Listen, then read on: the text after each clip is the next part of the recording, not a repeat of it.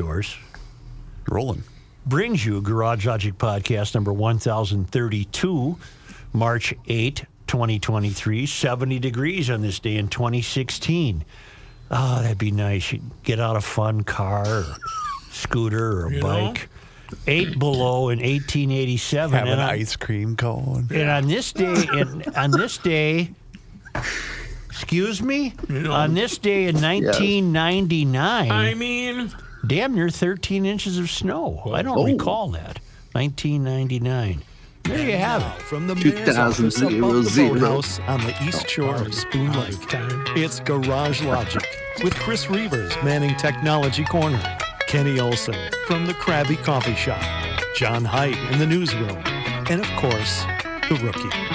Here is your flashlight king, fireworks commissioner, and the keeper of common sense, your mayor, Joe Souchere. Hi, we're the show that has no political party.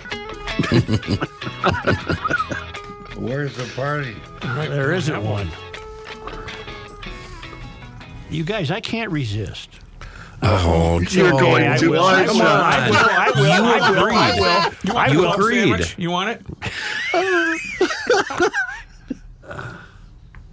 I was telling the boys off the air, the town council heard this. I don't know what to do about this show. Whoa, do you have an out? You're getting serious on me. Whether to take it. all right. We'll see you later. Yeah. Take care. Well, I can't. I'm having a hard time fitting into the current world we live in, especially locally. I'm sure I'd feel the same way if I lived in any other country.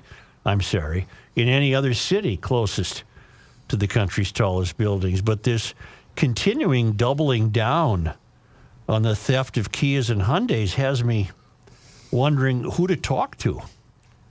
Who can bring me off the ledge? You mean a guest idea? Yeah. Do we bring on a priest? Do we bring on a psychiatrist? Do we? Rabbi? Well, my Rabbi? advice is don't bring on the psychologist that was featured in today's story in the Star Tribune, because he can't get his ass together. I mean, just here's the story in the Star Tribune. Pioneer Press has it also. And that is the Attorney General and the usual suspects, mayors. And does Cedric have anything to do? Cedric Alexander? I haven't heard from What happened to Cedric Cedric? for many months. You're paying him a lot of money, and he's kind of the grand poobah. there but was- I wasn't think there he the- was part of this. There was the dust up towards the end of last year, wasn't there? I don't know. Anyway, and I heard Ellison yesterday on a local radio station, and again, the only reason he apparently would go on that station is because he knew perfectly well he wouldn't face anything confrontational. True. And he didn't. It was just giant softballs thrown to him, and the host was somewhat agreeing with the idea that it's obviously the car's fault that it gets stolen. Here's the story in the Star Tribune. I'm sorry. Ellison gathered the usual suspects, the mayors of the cities and police chiefs, and he had a press conference to announce how tough he's going to be on Hyundai and Kia. And then the lead of the story in the Star Tribune is someone broke into Ian Evans' garage in late December, busting his window and then accessing his steering column to steal his 2013 Kia Rio EX. It was a big scramble to get a rental, to get the police report filed, to figure out where the car was, said Evans, a University of Minnesota staff psychologist. It's a violating feeling. Well, It always congratulations, is. I mean, anytime pal. that happens, Way it's it a is. violating It's feeling. been like that forever. But by the logic of this corrupted ideology that we're now dying under the weight of, well, then you have to blame the window in your garage. Don't you? Isn't that, I mean, I'm not off base. Because it should be an unbreakable window. Breaking the window was easier than stealing the car. The car has to be dismantled. Right. There's nothing Yeah. easy about it. But this guy, who obviously has sold his soul, Ian Evans, said, well, the window was broken and then the steering column was accessed. Well, in all seriousness, isn't the window at fault as much as the steering column? Need to have better windows manufactured. You know what we do in South Minneapolis? We board them up. No problem. Yeah, we just board up our garage windows. Not a problem. Doesn't happen. Ellison believes he can figure out how to bring a case to charge Kia and Hyundai with violating Minnesota's consumer protection and public nuisance laws. Come on. You're wasting your time and our money. Because the cars don't have anti-theft technology, most other cars do, making them easy to steal. People, I am at a loss. I don't know what to say. I don't know who to talk to. I don't know where to go to find sanity. The newscasts locally aren't helpful. They report this kind of stuff cheerfully. We'll get them. And this guy says, well, they broke the window, and man, what a hassle. I had to rent a car. Well, that's what happens. Maybe it's as simple as Ellison doesn't go after window manufacturers, because maybe in the case of Ian Evans' broken window, it was manufactured by a company that doesn't have pockets as deep as Kia and Hyundai. Now, there is a theory out there. Where's that email? Very interesting theory. This is from, no. Oh, shoot, I can't find it. Damn. I could be this psychologist. I could be his psychologist. He should come to me, because I think I could make him feel better. I would say to him, look, pal, just think if you were held up at gunpoint. Just think if somebody pulled you over on the street, knocked your glass out, punched you in the face, pulled you out of your car, and drove away with your puppers in the back. Just think if you were a woman and you were raped in a hallway. Just think. I would put it into perspective, and maybe he would, chill out a little bit and realize it's not the end of the world, pal. Did that give you enough time? Yeah, I got it. Okay, good. Good Go job, ahead. Kenny, very done. Very well. All I was doing was filling. Well, this guy, Dan in Cottage Grove, went deep into the black helicopter world, but why shouldn't he have? I mean, things don't make sense anymore. Yeah. Right. Joe, you mentioned the current Kia Hyundai fiasco and how blame for thefts is illogically being placed at the feet of the automobile manufacturers instead of thieves.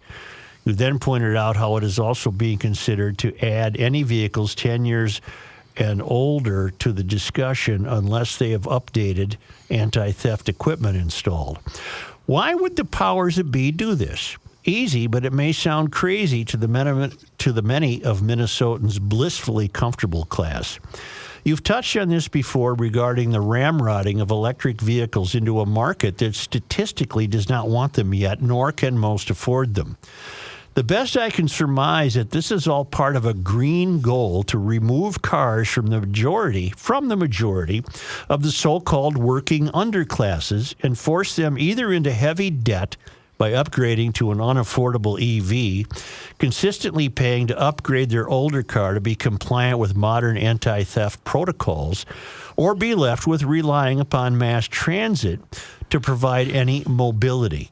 By incrementally removing traditionally affordable options to 90% of the population, this end result is almost a certainty.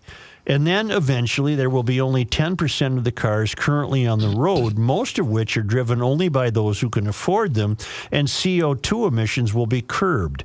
The majority of us are eventually going to be priced out of driving, and this is likely just one of many methods being deployed across the state and country to make sure it comes about. Where's he from? Cottage Grove. From the Twin Cities metro area, close to the tallest buildings. Yeah. I'm willing to go with that black helicopter theory for that area. Out here, we're not being forced to do that. But again, out here, we are controlled by the people near the tallest buildings. Well, what you could say about this is that Ellison's behavior is reflective of the agenda of the Mysterians, which is to hate cars. Do you think, what is his success ratio? Is he doing pretty good? Who? Ellison? Ellison. I don't bring it know up that he's- because I don't when- know that he's done anything. When you introduced this topic, you said he rounded up the usual suspects and he told us what he's going to do about it. And it seems to me, ever since he got into office, he's been doing a lot of that. Now, some things he follows through and prosecutes and makes a small business owner in a small town suffer.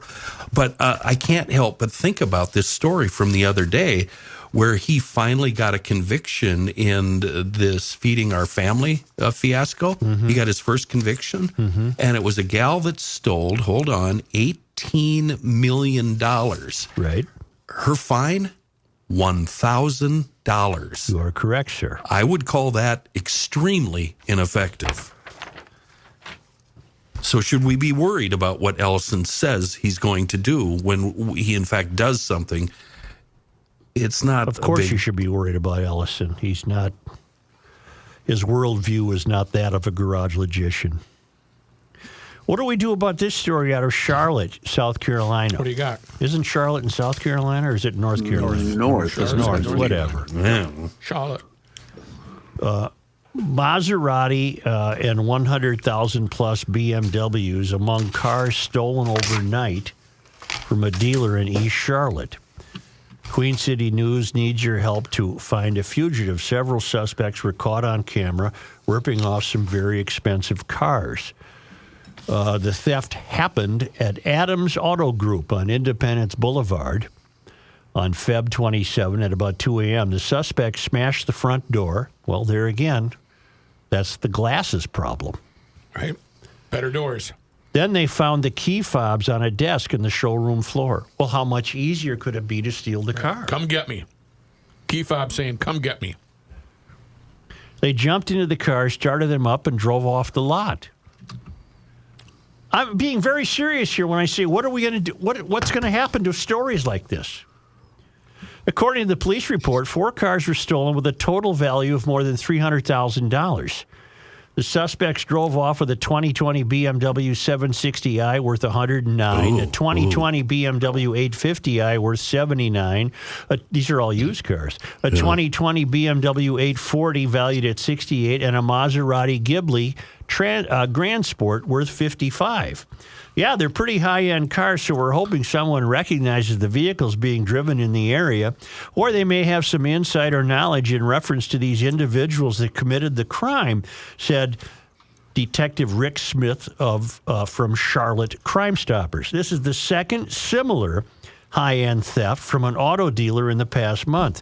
On Feb 5, 4 cars were stolen from Rick Hendrick City Chevrolet on Independence Boulevard, where the suspects broke in, found the key fobs, and drove off. It's not their fault. It's not their fault. It was too easy to take these cars. Well, I know who did it. It's simple. I mean, the story basically tells you who did it. The people who work at the dealership? No, it's the mafia. Yeah. No joyrider goes in there and steals 4 high-end cars to go out and do crimes with and smash up. I saw the video. It ain't the mob. Charlotte, No, but they're working for the mob, Joe. Charlotte police say the suspects of the Adams auto theft possibly were driven up to the dealership in an older model blue car. It was captured on surveillance video. If you know anything about this crime, call this number. There is a cash reward for any info leading to an arrest. You know what the world is becoming? And they forecasted it 43 years ago. Dumber. Everything's the Animal House speech. Yeah. We're not going to sit here. and Which the Animal House speech now makes more. Maybe you could find it. Makes more and more sense with each. Can't play it. Yeah. I don't care. I'll take the responsibility for it. No, that's not No. what If you happens. take the responsibility, the show ends. What- Blame it on Rook. Well, you all know what I'm talking about in the film. In the film Animal House, the fraternity, always under pressure to reform, was caught cheating on a test, and by the time they get done convoluting their remarks to the superiors of the school, they had the superiors of the school condemning the United States of America. And the same thing is happening here. It's happening in Charlotte now. How are you going to handle these stolen high-end used cars? You know, if these guys who stole them were smart, they'd be following the news in Minneapolis. And they'd be saying, how dare you think we're thieves? Why, this was an example of how easy the human being is tempted in this day and age. Those key fobs were just sitting there, begging me to take one. So they're going to That's talk what like Oliver Hardy? They all talk like Oliver Hardy. Then. Whatever. How dare you? But Ellison said the same thing. These cars might as well have a sign on them that says "Steal me." No, they should. No, that's not even accurate. But if you've been paying attention for 5 minutes, Joe, that's what's been going on for quite some time. We're being gaslit to death. I can't take this anymore. We live in a time that makes no sense. Okay, so back to your original statement. What are we going to do about it in reference to the show?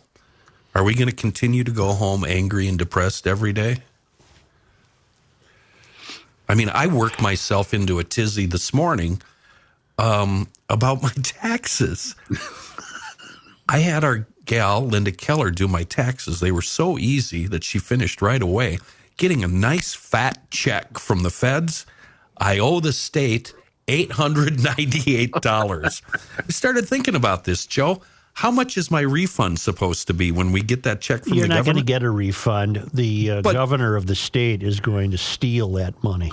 But he's been threatening to, and if I remember right, the figure was right around $1,200 apiece. So what, $2,400 for two people? So you're going to give me $2,400 when I had to pay $898. Why don't you just not take the $898 and I'll call it a wash? Because we'll that be makes good. too much sense. Yes. Yeah. So I worked myself into a rage before I even opened up the newspaper. Or is it accurate to say that the very foundation of Judeo-Christian life Yeah. has been eliminated? Yep. And I've seen what you've been saying. I'm seeing other people say it now.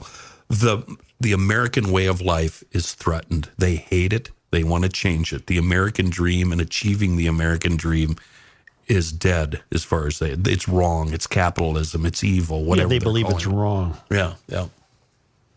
The Judeo-Christian way of life regarding just even the Ten Commandments, for example, it doesn't mean anything anymore. Nothing means anything anymore. And I can see it not meaning anything to the political class because it's how they're retaining power. I don't know this Ian Evans at all. I've never met Ian Evans. I don't know anything about him. But what surprises me is that here's an apparently functioning male with a job that presumably would require of him some responsibility to get there, for example, and to turn on the lights and open the classroom door and do his work. And he is extraordinarily willing to accommodate the political class by corroborating their belief that it was the car's fault. Mm-hmm. Tell me about it. Did this fruitcake from Coon Rapids ever call us back? Zach Stevenson? As a matter of fact, He thinks it's not safe to have these cars in a neighborhood. he did not call me back, but a member of his office did yesterday at about 3:30 yesterday. Mm-hmm. And my voice will transcribe the actual voicemail into text, so I'll read it to you here. Mm-hmm. All right. Hey, Chris, this is Jack. I'm in Representative Stevens' office. Sorry we missed your call earlier. Just wanted to give you a call back. It's our recommendation to get in touch with that author of the bill. I I think it would be the perfect candidate to interview on the show on the Kia. His name is Brad. He doesn't even give me a last name. Anyway, that's was used 1, 2, 3, 4, 5, Okay, 6, then. 7, 8, I don't know if we can times. hold. We don't hold that against. No, him, I'm just do we? saying that no. But anyway, he basically saying it's not Zach's responsibility to come on the show. Well, maybe you people in Coon Rapids, in all seriousness, maybe if you're GLers in Coon Rapids, you could ask of this fellow an accounting for his beliefs. When are they going to do that? They get up at 5 a.m. They work until 6 p.m. They've got 3 kids. Two of them have hockey. The other one has a dance recital. They're not going to get home and back in bed till 11. Okay, but maybe this guy has a town hall meeting or something once in There a you while. go. Yeah. Okay. Yep. Well, find out when he makes himself available to the public, to you constituents in Coon Rapids, and say we're a bit puzzled as to your beliefs that a car in a neighborhood constitutes a safety problem. We prefer to believe that criminally minded people constitute the safety problem. And would you please explain yourself? It's up to you people in Coon Rapids. Somehow this fruitcake got elected. Let me provide a non sequitur that's not going to be a non sequitur to answer your question. Huh? I'm looking at the timeline from what the governor has done from basically 24 hours ago to right now. Mm-hmm. The 5 of us, it is our job, well, less me and Rook, but you 3, to monitor the news a lot to bring to this show. That's what we do here, right?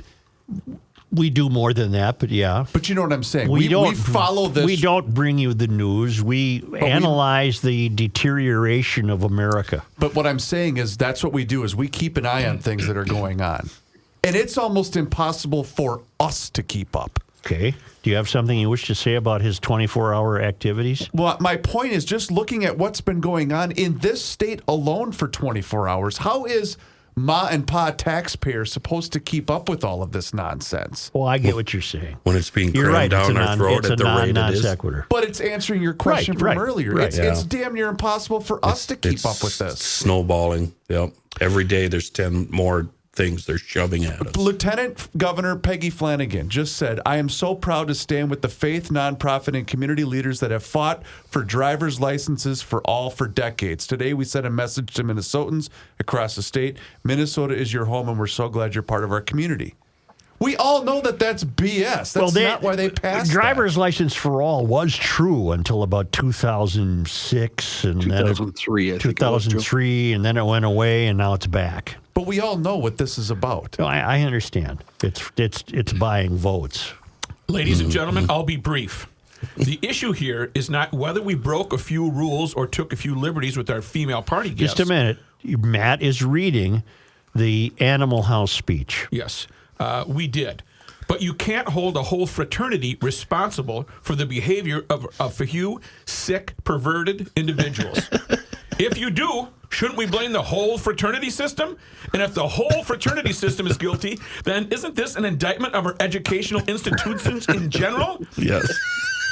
Isn't this an indictment of our entire American society? This is perfect. Yeah. You can do what you want to us, but we won't sit here and listen to you badmouth the United States of America.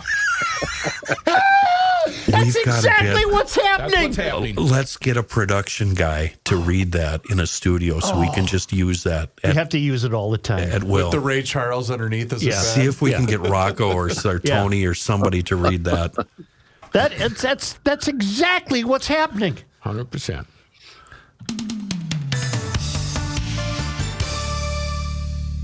Hey, GLers, Kenny here, clinging to my can of Seafoam. This stuff is a miracle when it comes to preserving the integrity of gasoline in your seasonal cylinders. We all use it when it comes to putting those machines to bed for the winter and or summer. It also works wonders in occasional use cylinders, cleaning deposits, preserving ignition vapors, keeping the moving parts moving, and don't be shy about occasionally feeding your daily driver a can of Seafoam, especially during these winter months with the wild temperature swings. It's available everywhere the world over, and a true miracle in the world of bad gas, Seafoam. All right. This guy wears many hats, just not indoors. Joe Souchere. Got a great email from Tom from St. Paul. Tom Bonnet, not Bonnet. What's up, Tommy? He's from Nebraska, not France, as he's pointed out.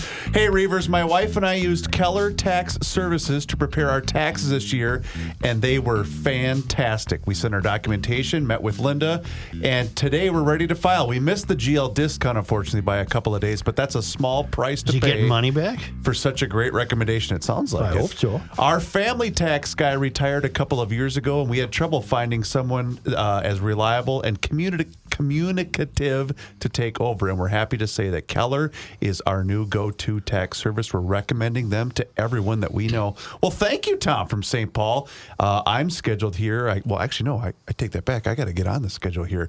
Keller Tax Services. It's Linda. She's a diehard GLer. She's going to take care of you, your family, and all of your taxes. And she prepares all types of returns for all types of professions and businesses. So go online, kellertaxservice.com to book that appointment. She does evenings and Saturdays, 320-352-0013. Hey, you only got a little more than a month before filing date. So 320-352-0013, kellertaxservice.com.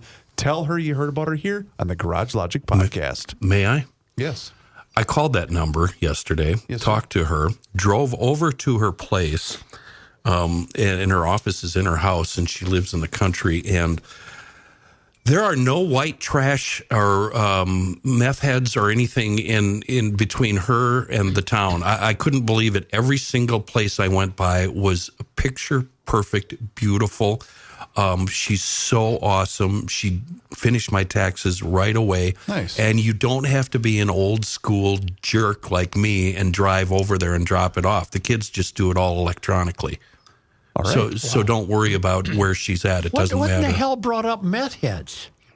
Because when you drive through the country, every other place is a trailer house with 14 cars in front of it and something cooking in their little tin shed, and you know it's a meth. And it's just so unusual. It was bucolic, Well, thank God this Joe. woman's free of that. It was. I even commented to her on it. I said, "Where are they?" KellerTaxService.com. Well, Kenny gives her 2 thumbs up. You know what? That's a unique endorsement. Yeah. Absolutely. That is a unique endorsement. I was stunned. The area around Sauk Center is just glorious. Back to the stolen high-end cars in Charlotte. Could be any city.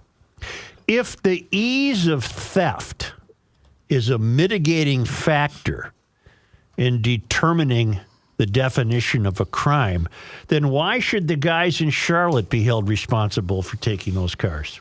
What they did was easier than stealing a Hyundai. Yeah, they didn't wreck the You cars. smash one window, and there are the keys waiting for you. Isn't that easier than stealing a Yes, Hyundai? then taking apart the dashboard. All right. Yep. Then they shouldn't be held responsible. Yeah, if you're, I'm if you're serious. Stevenson, They should not go to jail. They should not face any consequences. If the ease of committing a crime is the mitigating factor in determining if you're even going to still call it a crime, then they're off the hook. There's lots of stuff that's easy to steal. Mm-hmm. Lots of stuff that's easy to steal. Trailers, ooh, really easy. Outboard motors are really easy to steal. the Boy Scout trailer that's always left on the lot that gets stolen 5 times a year. Yeah. With just a bunch of crummy, smelly camping I gear. bought a snowblower years and years and years ago from a crusty old fart at a hardware store over on Robert Street. Okay. I can't remember the circumstances, but I was advised to go there. I guess they had the best deal. And he said to me, don't ever leave this thing running at the end of your driveway. Why? I said, why? He said, because it'll get stolen. Okay. There's lots of stuff that's easy to steal. Would it have been more or less likely to be stolen if it was running or not running, the snowblower? I don't know. The hell does that got to do with it? Well, why would he have pointed out, don't leave it there running? I get it. I want to make get it. a. I want to I get make. it, Chris. You just You're said right. something. Thank you, John. There's a lot of things out there that are easy to steal. Just ask Dan Barrero. Wow. Dan, I didn't say that, Dan. Oh my God. That was Dan Matthew Barrero. Mikulski. Yes, Hi, that Dan. was the rook. Gets a promotion at the airport and he's all full. Here we go. Never be working for him, will I? Oh my God. He never hired you. Wow. I'm what I wish to make an appeal, serious appeal, to the people of Coon Rapids. You've got to track down this Zach Stevenson who represents you. You've got to confront him about his beliefs. You've got to ask him, Representative, do you really believe that the car is at fault in the event it's stolen? And have him make him squirm. Make him tell you. How can you believe that? How can Tell you me more, possibly right? believe that? And I'm very serious when it's not hyperbole to suggest in the case of Ian Evans, who Ellison found and then dragged over to the press conference. Here, you tell him even, my window was broken and then they got the car. Well, then you have you it's your fault. You had a bad window. Yeah. That's bad glass. Mm-hmm. That's the same thinking. Now, ironically, and certainly related, is the play story in today's Star Tribune. We're going back to Mary Moriarty. Okay. When a young mom was found slain at a Brooklyn Park apartment complex last fall, it took homicide detectives little time to figure that out. Under the cover of darkness, charges say 2 teenage boys had kicked in the door and confronted Zaria McKeever at the behest of her jealous ex-boyfriend. The 15 and 17-year-old brothers brandished a borrowed handgun, the younger one allegedly firing the fatal shots that cut down a woman he didn't even know. He barely knew. Surveillance video, witness statements, and physical evidence helped tie them to the crime scene. Prosecutors moved to certify the minors as adults so they could stand trial for second-degree murder, alongside Herrick Haynes, the 22-year-old man suspected of orchestrating the invasion, getting these 2 kids to go with him and go in and shoot his ex-girlfriend. But then Mary Moriarty got elected as Hennepin County attorney, and she abruptly changed course. She offered the teens a plea deal in exchange for their testimony against Haynes. Mm-hmm. If they choose to cooperate, both boys could avoid a lengthy adult prison sentence and instead serve 2 years at the juvenile correctional facility in Red Wing before returning home on an intense form of extended probation lasting until their 21st birthday. The case marks a seismic shift in how the state's largest county attorney's office handles youth violence and also fulfills a core campaign promise by Moriarty. You elected her, people. A former chief public defender who earned a resounding victory to become the top prosecutor last fall by preaching the merits of criminal justice reform. Before taking office, she pledged, bear with me, it's very important. She pledged, what'd she do? The number of petitions. She pledged to limit the number of petitions seeking adult certification with the intent of offering teens more services within the juvenile system. The decision incensed McKeever's family and many community members who felt betrayed by what they viewed as a lack of accountability for the killers. Well, that's exactly what it is. And a miscarriage of justice for survivors, especially the 1-year-old daughter McKeever left behind. It was choked down our throat without any concern about how we felt, said her stepfather, Paul Green. We will not stand for it. I don't know what you're going to do, Paul. I mean, I'm rooting for you. Assistant Hennepin County Attorney Lee Erickson, who spent months aggressively pursuing criminal charges against the teens, told McKeever's family, I'm out of here. I'm voluntarily removing myself from the case in protest. In an interview, Moriarty defended the decision and her overall approach to prosecuting juveniles, citing research. Now, this is where I want anyone concerned. Yes, Joe, I know where you're going. This is where I want anyone concerned about what you perceive to be the unfair urging of young people to transform their gender. You have an ally in the Hennepin County Attorney. Oh, she isn't, of course. She doesn't even realize She it, doesn't though. realize she's an ally in your efforts to introduce some sanity to this trend of younger and younger kids toying with the idea of gender transition. You have an ally in Mary Moriarty. For she says, our goal is to treat kids like kids, noting that incarceration can lead to worse outcomes for teens. Now, just replace the language, and you could say, noting that transitioning can lead to worse outcomes for teens. Did you read the paragraph before that? In an interview, Moriarty defended the decision and her overall approach to prosecuting juveniles, citing research on adolescent brain development that suggests a child's mind is not fully formed until the age of 25. You people, you have an ally in Mary Moriarty. She doesn't even know it. She is your godsend for helping to bring sanity back to this ridiculous movement. Just because your little kid runs out, your little girl runs out and plays with a truck, doesn't mean you have to do anything. And Mary Moriarty will back you up. And if she doesn't, she's a hypocrite beyond belief. She's talking out of both sides of her mouth is what she's doing. It's just amazing. You can use every word she speaks, releasing killers to gender transition. Mm-hmm. We know that kids that age are impressionable. They are impulsive. She's resting your case. Yep.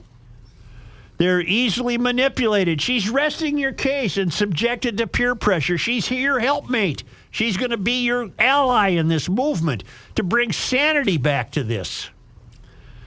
That manipulation, combined with the suspected gunman's age and the lack of criminal record, played a significant role in her decision. It's pretty clear that this was Haynes's idea, Moriarty said. He gave them the gun. He drove them over there. It's the car's fault. It's the gun's fault. It's Haynes's fault. It's not the fault of the kids. Right. Their brains aren't formed yet. She plans to seek, and I don't want to read the rest of it. I don't know what Mary Moriarty believes about the 1-year-old child left behind. There's not enough. Well, let me continue. It gets pretty good. She plans to seek an aggravated sentence for Haynes, who was scheduled to appear before a grand jury on first-degree murder charges, when his lawyer filed a motion questioning his competency to stand trial. Should he be ruled competent to proceed, he may still face an indictment for the upgraded charge. But that was not enough to appease residents who argued that such a light sentence for his teenage accomplices would send a dangerous message to troubled black youth who reach to guns to settle petty feuds. Mary is doing this for the black boys, thinking she's righting a historical wrong, but she's opening up a can of worms, said LaTanya Reeves, chair of the Minnesota Civilian Public Safety Commission. This is not what we meant when we said save our kids. My God, I've been saying this for years, LaTonia. She isn't doing your kids any favors. Right. She's made these two killers less than. We don't expect them to know any better. They're just black kids. Right. And I'm a white liberal and who I know much more than they do. And if I don't take the actions I do, I can't continue to control them. Mary Moriarty's got corrupted ideology, just like this screwball in Coon Rapids who thinks the car is at fault for being stolen. Moriarty conceded that the sudden change in direction prompted many difficult conversations among staff members who'd spent time working alongside the grieving family. That's to be expected, she said. I can acknowledge that this is tremendously painful and know that we are making the right decision in this case based on science. There you go, transgender people. She's throwing science into your case. Based on science and everything we know about young people. God, she is a... Careful. There's a ray of hope in here. I can't believe what I just read. From the civil group. From a gal, I'm assuming, Mickey Frost. I didn't even get that far. It's the 4th graph on the jump at the bottom. We have to stop slapping these kids on the wrist and giving them that thought that they can terrorize neighborhoods and even be murderers, that they don't have to look at nothing but a simple stay over at Red Wing for a year or so, said Mickey Frost, founder of, this is a guess, the 8218 Truth Center in St. Paul, an organization working to de-escalate youth disputes. He is a fella, Kenny. It's a fella, okay. And he said, that's just not fair to the community. That guy would be a great guest. Let's have him. What's the name again? Mickey Frost. Miki Frost. Mickeyf. Well, there's a million questions for Mary Moriarty. Here would be a principal question. If you think that you have science on your side and you think the young minds aren't fully formed yet and aren't able to make decisions, even apparently, Mary, including murder, when will that get better? Under your way of thinking about this, right. how does your view of this turn that around? Doesn't. Well, it doesn't turn it around. It makes it worse. No, and those kids will offend again. Of course. Give me a break. They'll offend while they're on probation. They won't. The second they get out, they're going to disappear. But again, in this specific case, what you have put in office is now affecting your daily life. So then where do you place the blame? Because people they're not blaming Mary Moriarty. They're still going to blame the establishment, right? Garage Logic should be a political party because the conservative Republicans are nuts and the liberal wackos are nuts. Garage Logic should be a political party. It's what the Republican Party at some point in history used to be, full of common sense at least, but it doesn't exist anymore.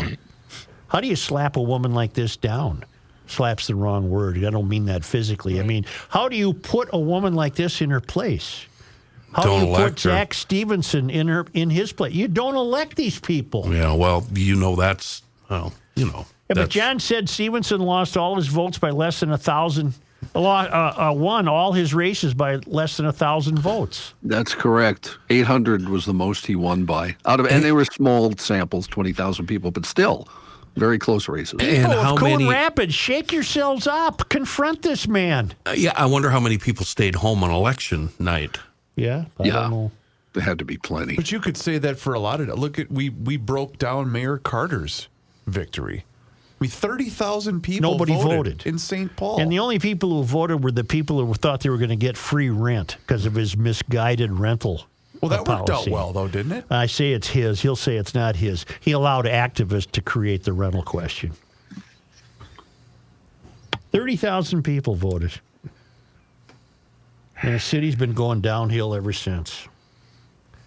I don't know how many people voted for the little guy Fry. That city's going downhill. Any city run by Mysterians is going downhill. Anyone. Name me a flourishing, fun, healthy, safety, big city in America run by the left. Name me one. All of them? Doesn't exist. No. Oh, you mean healthy? Yeah. You're Name right. me one. No, you're right. Up until about 5 years ago, I would have said San Diego. But it's now, I saw it firsthand. It's also on the same path. Has she fallen? Oh, yeah. On this day in 2016, I didn't have my Yamaha scooter yet. Okay.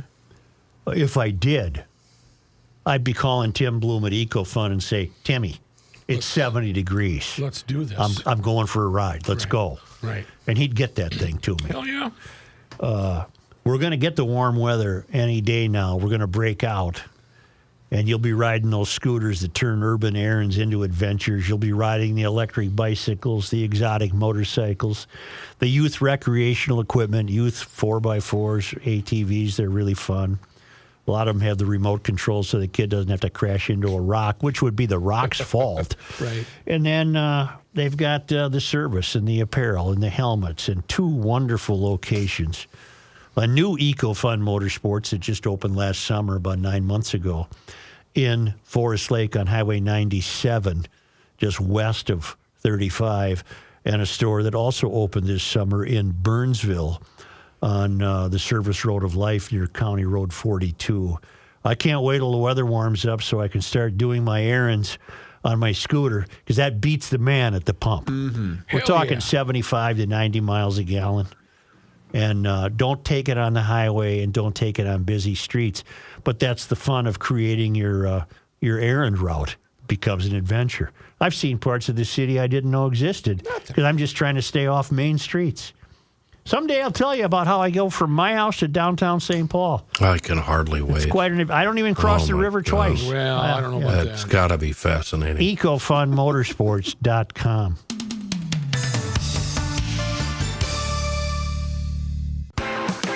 Here's a man who spends hours in hardware stores, sifting through the nuts and bolts of life.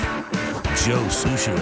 Far more important than anything that we've discussed thus far, or maybe even ever on Garage Logic, is which snowblower are you going to buy, single stage or 2-stage? Of course, we're talking Tri-State Bobcat and their spring sale on the Toro Power Clear single stage blowers and the Power Max 2-stage snowblowers.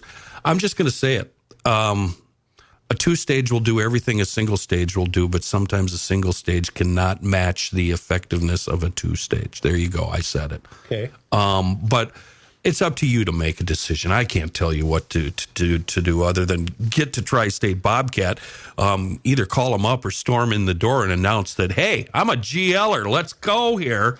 And then you're going to get the best deal you can possibly get on not only snow blowers, but last year's model zero-turn mowers. Tri-State also having the best pricing available on select previous model years, both the Time Cutter and the Titan zero-turn mowers, anywhere from 42 to 60-inch, and discounts anywhere from 10 to 20% under the pricing.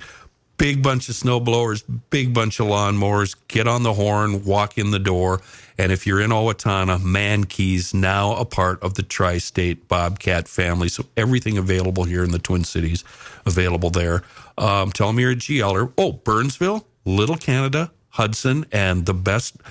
I'm telling you, you're gonna spend a lot of time on this website. It's so awesome. TriStateBobcat.com. We got to wait a moment for John. I got a few announcements. I'm here. I know. Hello. Oh, I'm calling out to any GLers who might be in the Lake Nokomis area. Now, I know that might be unlikely. That does sound like Liberal Lakes territory and Euphoria territory, but there's some GLers, I bet, in the Lake Nokomis area. They're And the tonight, guys, with the bass boat out front. and tonight at 6:30 p.m. at the Lake Nokomis Community Center, it's right there on the Parkway, you'd have a chance to be part of a forum that will feature all 4 announced candidates for Minneapolis Ward 12 City Council. Candidates are Orrin Chowdhury, Jerome Evans, Luther Ranheim, and Nancy Ford. Now, you'll recall Nancy Ford. We took her under our wing around State Fair time. Oh, that's right. She runs a little fix-it shop somewhere over there on Lake Street or right. off Lake Street. And despite some hippie leanings, Nancy Ford had a little GL going for her. You guys all recall that? Yeah, absolutely. Yeah. So Yep. here's a chance, because who left his seat? Johnson? Andrew Johnson is an outgoing council member. So these 4 newcomers are having a forum tonight at 6:30. And it's your chance to ask them things like, do you believe automobiles cause their own theft? You have a chance to get to who will represent you and confront them on their common sense positions about life. So again, the candidates are Orrin Chowdhury, Jerome Evans, Luther Ranheim, and Nancy Ford. And Nancy Ford is the only one I know anything about. We had her on the air. She was a fun, hail fellow, well-met kind of gal. And she's running and she's not giving up. Remember, she ran and lost, but she's not giving up because Johnson suddenly is outgoing. So she's in the race again. But for all I know, you will encounter some garage logicianship there. So that's 6:30 p.m., Lake Nokomis Community Center. If any GLers attend and wish to email us, I'd appreciate that. Bert wants to know if some regressive turd T-bones me while running a red light because he or she is baked, speeding, and texting his or her life partner about what genders they should be. Whose fault is it? The cars or the lights? Please help Bert in Minneapolis. Okay. Please help me. Thank you, Bert. And Mary wants us to know my husband is a listener and asked me to share our daughter's Kia experience with you. She was residing in an apartment in North St. Paul on the bus line. It stopped right out in front of her apartment. Within a month of her move in, her Kia Forte was stolen, and it was recovered a week later. Shout out to the North St. Paul officers. After jumping through all the insurance hoops, etc., her car was repaired 4 months later. She went without a car for 3 months because insurance only pays for a month of rental. We helped her through it. She borrowed my manual Crosstrek. Nobody's taking that car because they can't drive it. She then drove her repaired car for 2 months, and it was stolen again. This time it was recovered in 2 days, and she was able to watch it being recovered on Facebook Live Patrol. Our fine Ramsey County officers caught the guy, and it's all on video. See Facebook Live Patrol edition number 298 if you want to watch that for yourself. Now, keep in mind, she tried to protect her car when she bought a steering wheel lock. Well, that's a false sense of security. They just use a Sawzall and cut her steering wheel. They also cut off her exhaust, destroyed her steering column. The insurance adjuster said it looked like a rookie, did it. The guy was caught with drugs and a catalytic converter, found out the catalytic converter was from her car, along with cutting off the entire exhaust system. They stole the passenger side visor, all her floor mats, the spare tire, the jack, the carpet, the cover in her trunk for the spare tire. Was it just a frame? Then to add insult to injury, she couldn't find a Kia dealership that wasn't booked out until April. One flat out refused to take her car. This happened early February. I work for White Bear Lake Public Works, and one of our mechanics asked a buddy of his to get the car repaired, and he did. Thank you, Fleming Auto. With so many cars being stolen, the only way they couldn't get this, the only thing they couldn't get was the interior things that are on back order. She still has the car, but is looking for a new one. She's already been told by a few dealerships that they won't take her Kia in on trade, or if they do, it will go straight to auction. The guy who stole it has a long criminal background, and she is going to prosecute. Good for her. But now I'm thinking it might get thrown out of court because it's the car's fault. Obviously, the very existence of this car drove him down this path of crime. See, there's Mary Helmerich. She's a garage logician. She has retained her Judeo-Christian foundation. Nowhere in her does she suggest her daughter intended to blame the car. Mm-hmm. Okay. That's the way it should be. That's the way it should be. How do we get that message to Coon Rapids? Well, the voters will have to go out there and shake the tree. Here's John Heidt. Thank you, Joe. In the news, officials have identified the 3 people who were discovered shot to death Sunday morning in Chisago County. Midwest, goodness, my computer just died. Hang on, it'll come back. That's good timing.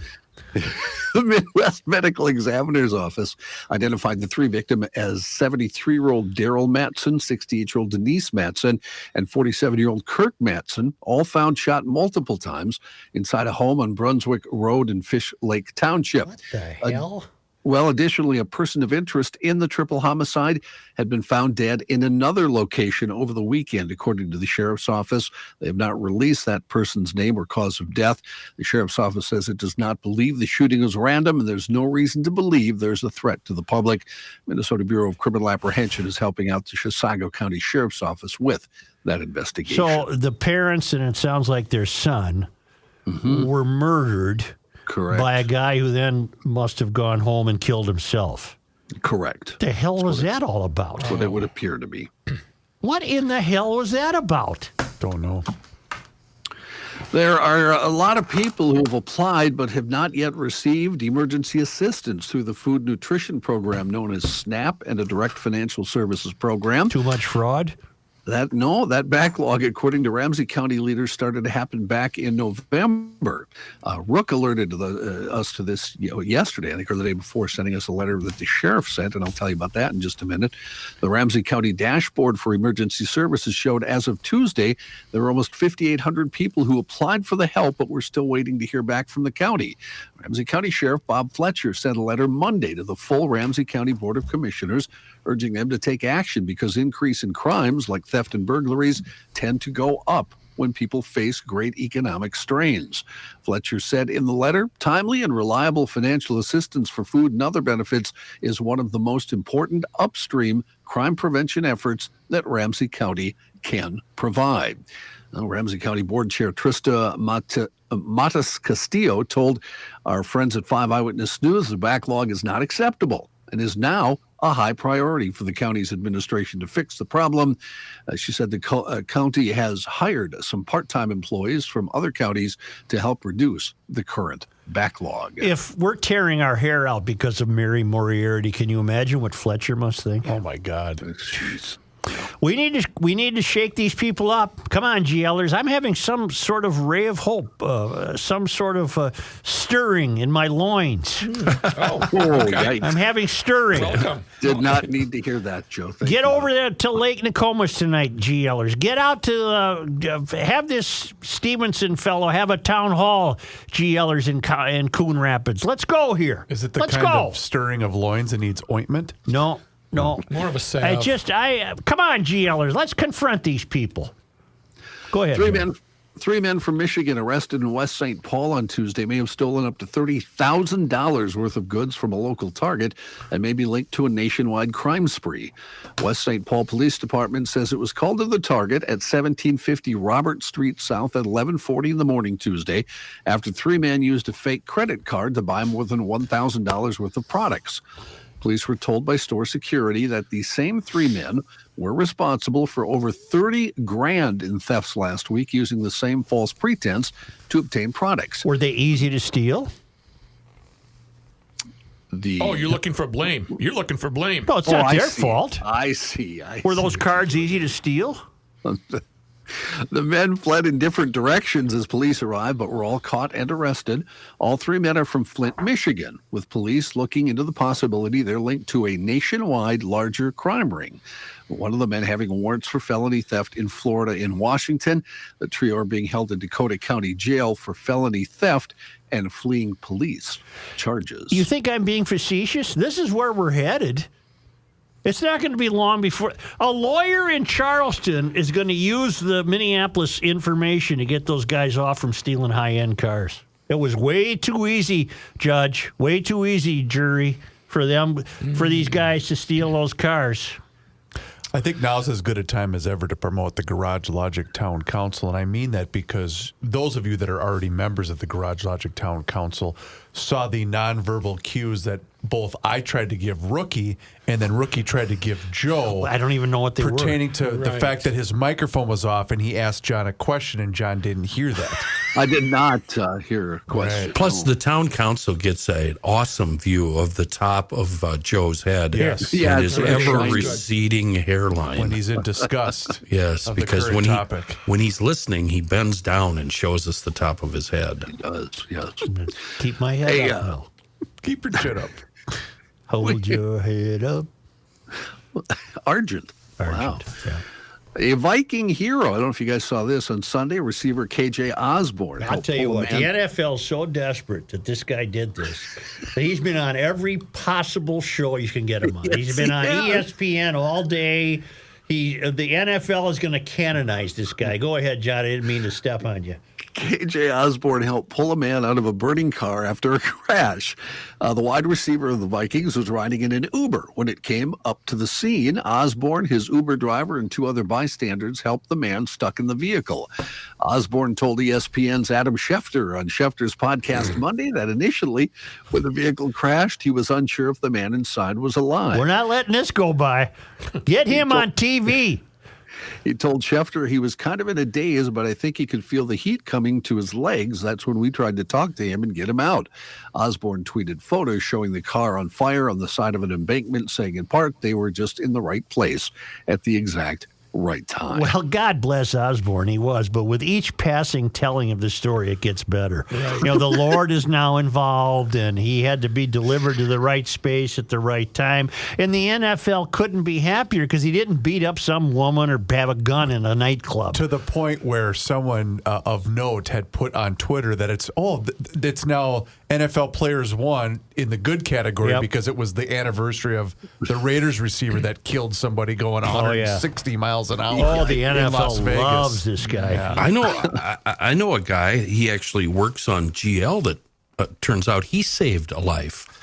This guy's driving down a country lane late at night and sees a fire under a pickup truck as he's approaching. This truck is stopped at a stop sign. This guy pulls up next to it and rolls down his window, and the kid goes, my truck died.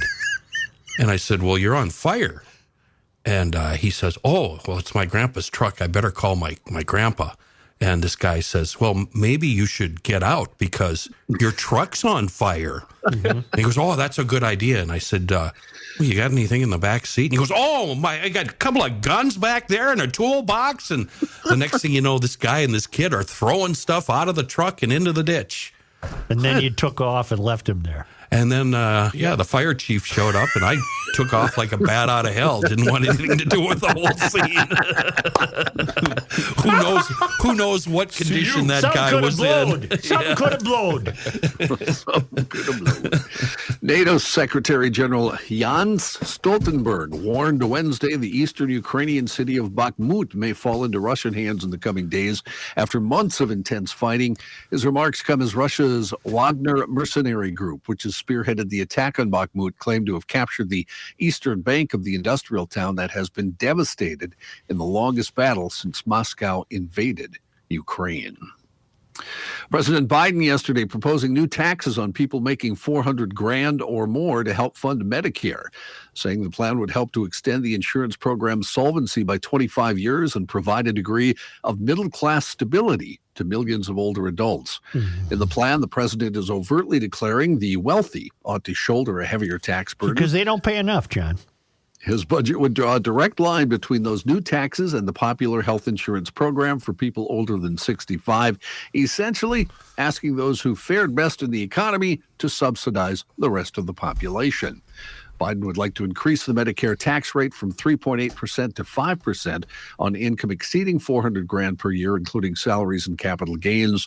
The White House did not provide specific cost-saving estimates with the proposal, but the move would likely increase tax revenues by more than $117 billion over 10 years, that according to prior estimates by the Tax Policy Center. You know what we have to do? The term is, we have to put the political class on notice. We can't give up. We must continue to push back. Zach Stevenson, people in Coon Rapids, put him on notice. Tonight at the Nokomis City Hall, or whatever the hell that is, the park building. Put those candidates on notice. Tell them what you expect for them. It's at the Lake Nokomis Community Center. Put them on notice. It's on the north side of the lake, like you said, right on the parkway. Right off the parkway. Put them on notice.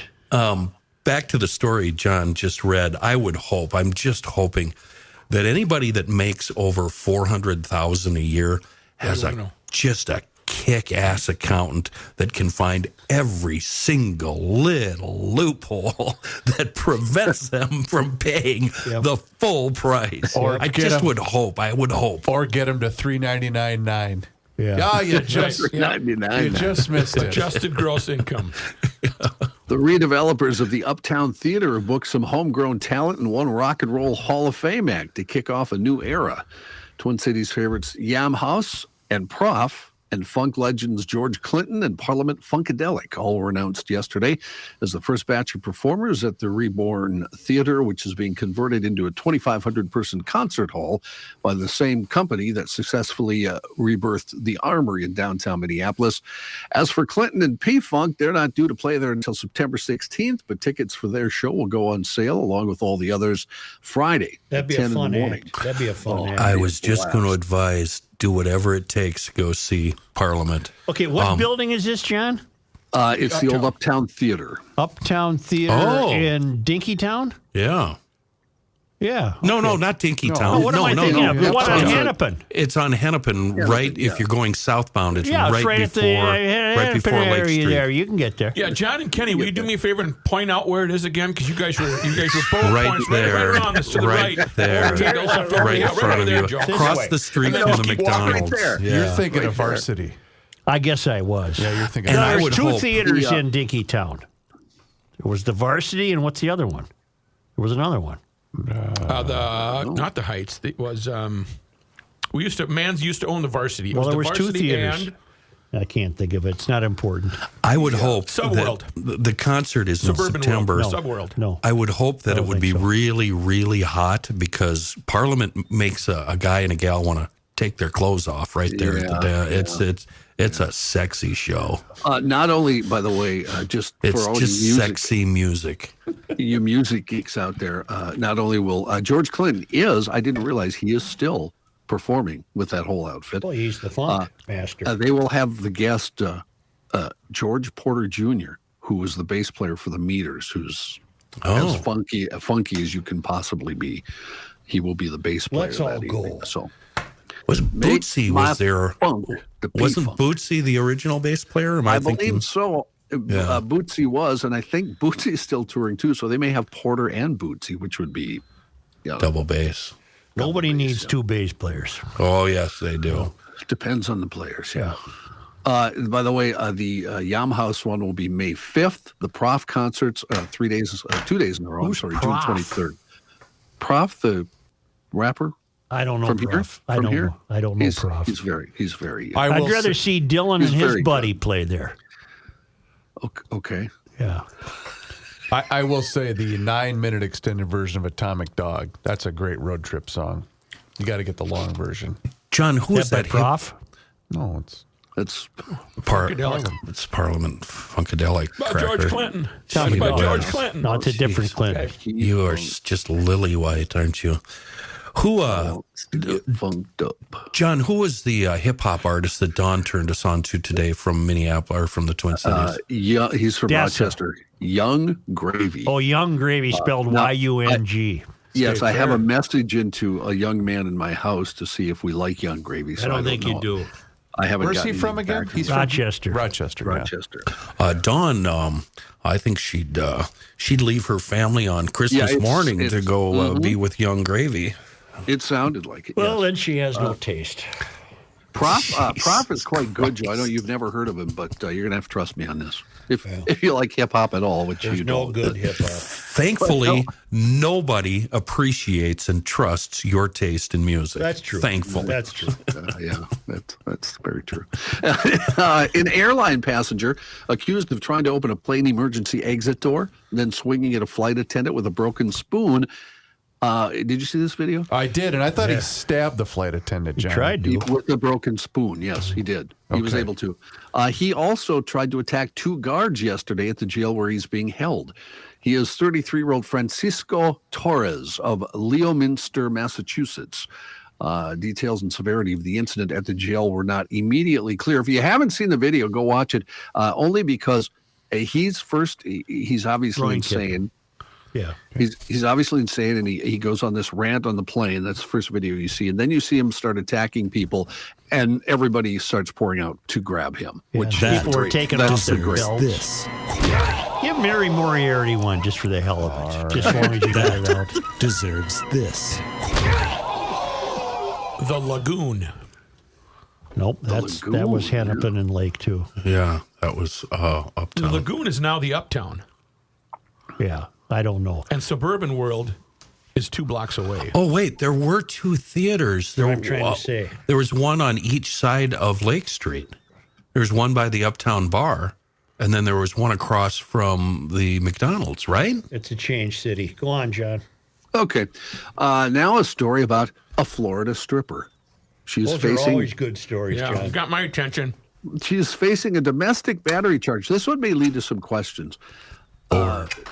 Domestic battery charge after allegedly striking her ex-boyfriend in the head with, quote, a large amount of rolled up money that she threw at the victim while inside a Clearwater nightclub. That'll show him. According to investigators, Tiara Miller, 29 years old, and the 34-year-old victim both work at the Baby Dolls strip club. Baby dolls, Rook. Oh, the baby doll. Baby doll needs some Thin Mint. The pair had dated for 6 months before they separated. As charged in the criminal complaint, Miller and the victim, a security guard, were working together at Baby Dolls earlier this week. So when the she man and the bouncer broke up, and she's going to show him. Yep.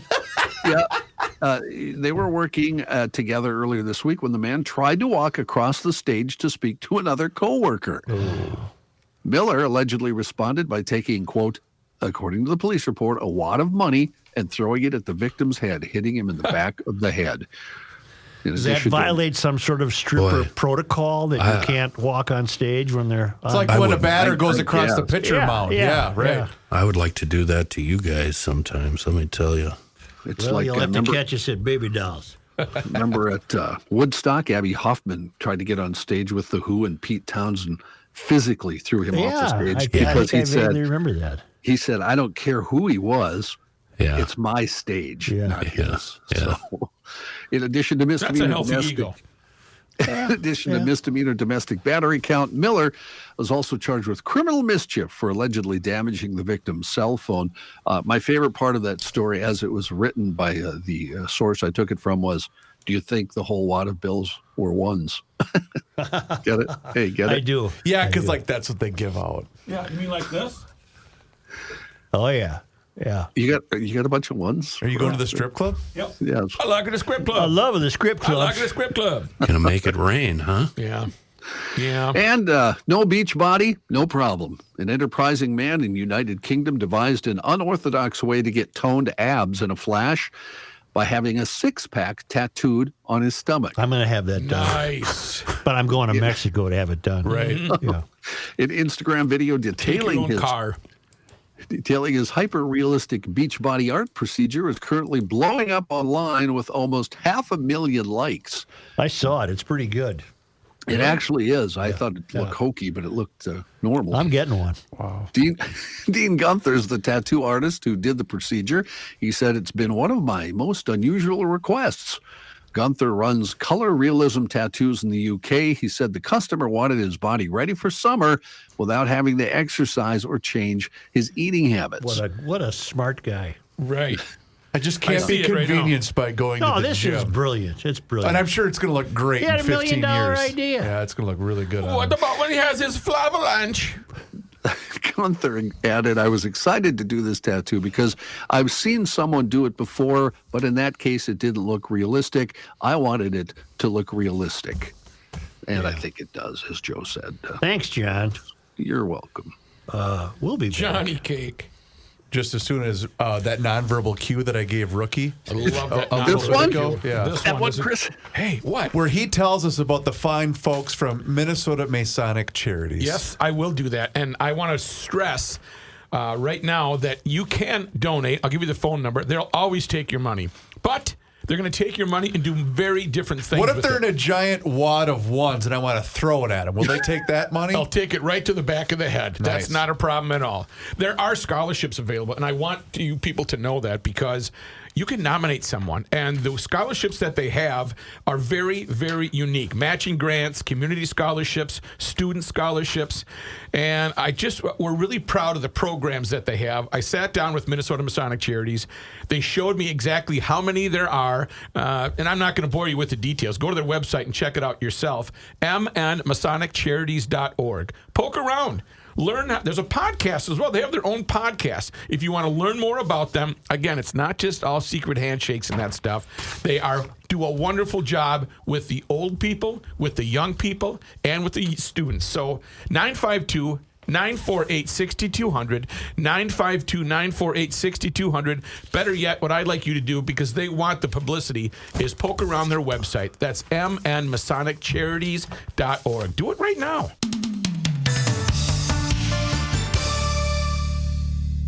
I got to go to the store and pretend I know what I'm doing. Got to buy some No, sandwiches. I don't want to. No. You should cannot take a stop camera him. with it. He'll just make a move. Joe Souchere. How's that water inside of the Suchi estate? Wonderful. Well, no, you need to upgrade. Oh, we need the soft water. Hofferman Water and Hofferman. Connecticut, Joe. They'll take care of you. Hofferman Water offers sales, service, and rental options for Connecticut water You treatment rent systems. water? Well, maybe you have a cabin and you just want to rent one for a small portion of time. A lot of people choose to do that. I am not one of them. I decided to purchase my Connecticut water treatment system. I went with the top-of-the-line water softener because, boy, was our water bad in Carver. And then when we moved, we said, well, we need a new one for the new place. So we did that too. Hofferman Water took care of us, and I'm a customer for life. Literally, I am a customer for life with Hofferman Water.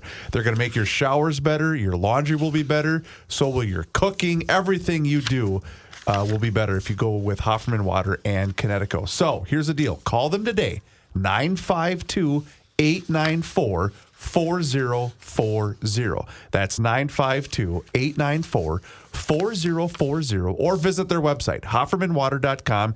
You go on that website, you can see every single option that they're going to be able to have for you and provide for you. Hofferman Water has been proudly serving the state of Minnesota for over 50 years.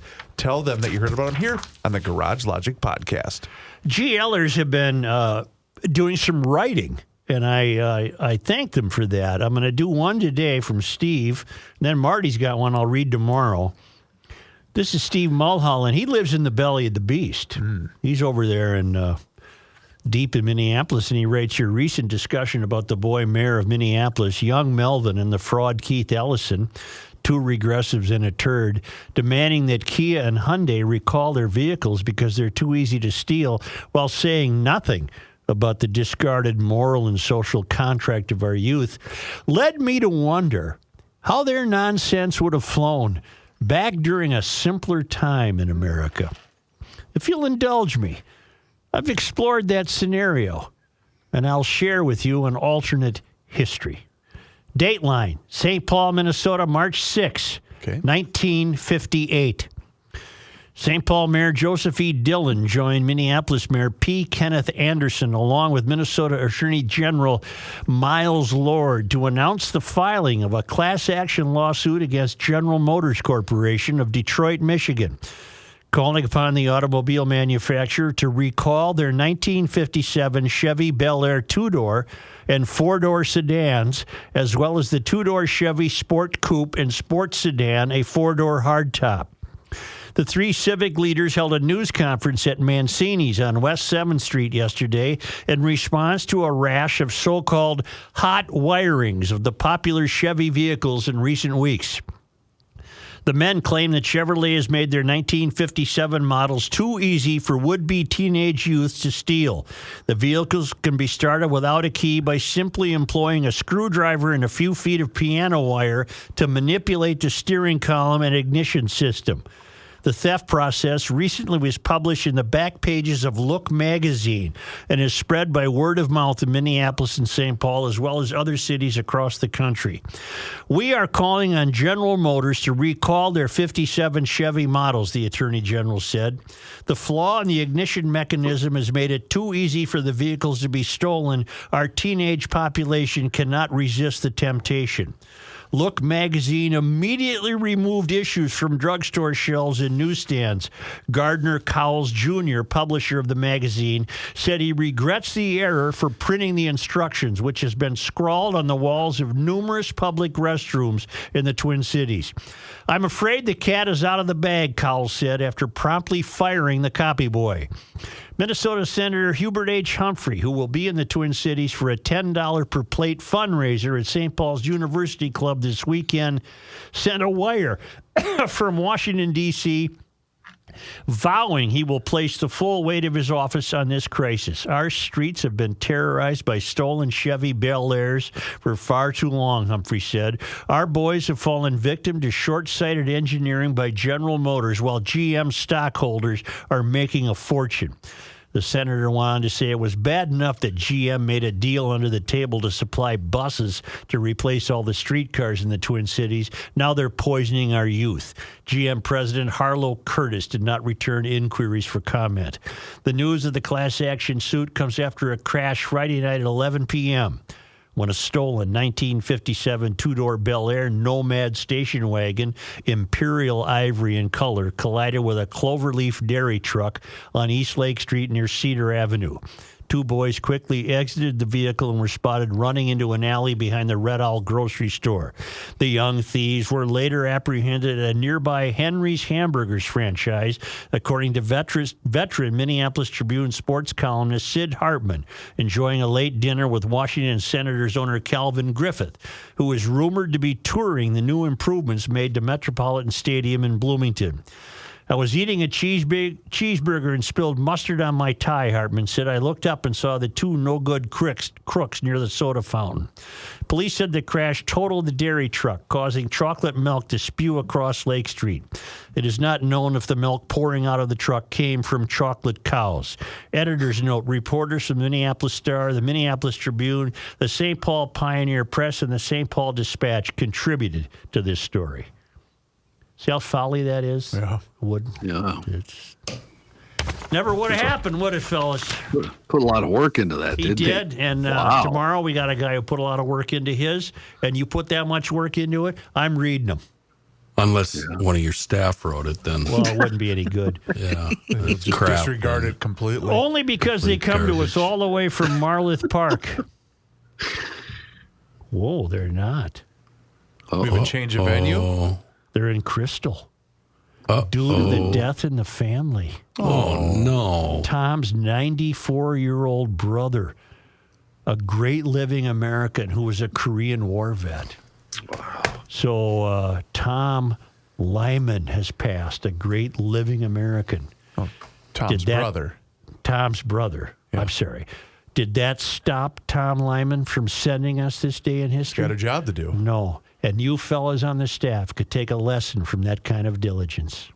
Good Lord, I do 3 hours every day before the show. Except Kenny. He does his. I do mine before the show, too. Okay, What about me? Except John. Thank you. Chris? I agree. I agree completely. On this day, Noted. God bless you. God bless you. What's his name? Tom. Tom's Oh, he brother. didn't give us the first name. Oh. I'm sorry. God bless you, Tom's brother. Fought in the Korean War. Great living American. On this day in 1858, Joe, today is March 8th. Douglas County was formed. Dakota, Dodge, and Douglas are your 3 D counties. Mm-hmm. Its name honors Steve. How many T counties are there? I was in Todd yesterday. That's got to be the only T county. Todd and Travers. Travers. All right.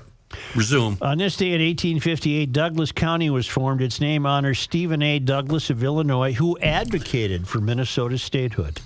And on this day in 1892, 3-7. a snowstorm covered Duluth on this day and the next. Many people had to exit their homes through second-story windows, Wow. kind of like Northern California. Wow. Yeah. And on this day in 1920, March 8th. the U.S. Supreme Court settled a boundary squabble between Minnesota and Wisconsin over control of the Duluth Harbor, finding in Minnesota's favor. And there you have it, ladies and gentlemen of Garage Logic. Coon Rapids GLers, you have your work cut out for you. The Lake Nokomis area residents tonight at the Lake Nokomis Community Center, you have your work cut out for you. These people must be put on notice. Thank you. The high school hockey tournament kicked off Yes. today. And I believe it was yesterday, Patrick James Stephen Royce took a photo of the fine picture of you two out on the bulletin board over here from, what, late 80s? I don't know. The Eddie Haskell and No, that was early 80s. Early 80s. Yeah, he didn't look that good when I met him in the late 80s. Patrick had said, considering the look on Such's face, where did the guy behind him have his hands? You got to admit, though, that's one stylish shirt. And then one Louis Vincent Nanny retweeted that and said, you look like the great John Belushi in that picture. I'll have to go look at it. You're bug-eyed, Such. I'm wondering what the hell? What was going through your mind when that one was snapped? Where are Royce's hands? That's what I don't know wondering. what you're even talking about. The picture of you guys in the other room. I don't go to Twitter. Well, Your I have eyes to are know. this big. Joe, you've seen They're this huge. photo every day for the past 4 years. Is in it the on my studio. bulletin board? My I'm gonna. God. I'll I'm just find gonna it. play I'll this find it. right here. I You've was separated expecting- from the group, my friend. Don't Yeah. worry. We'll get you back with your nurses. I was hoping to get a Louis Nanny impersonation. I was sent some pictures today from Pompeii, Italy, by people who are visiting there. Okay. Yeah. Boy, do they love their swimsuit areas. The old timers in Pompeii. Well, they you know, got statues everywhere of giant units. Lot to those learn about Italians. Pompeii. Crazy Italians. Yeah. Travelogue with Joe Souchere. If you'd like to see more, log on and subscribe to the Garage Logic YouTube page because we are posting daily content for your amusement, and you can follow us on all the social media channels, which is, of course, Facebook, Twitter, and Instagram, even though Joe does not participate in any of them. But it's there for you. Catch you tomorrow. Oh, once in a while I do.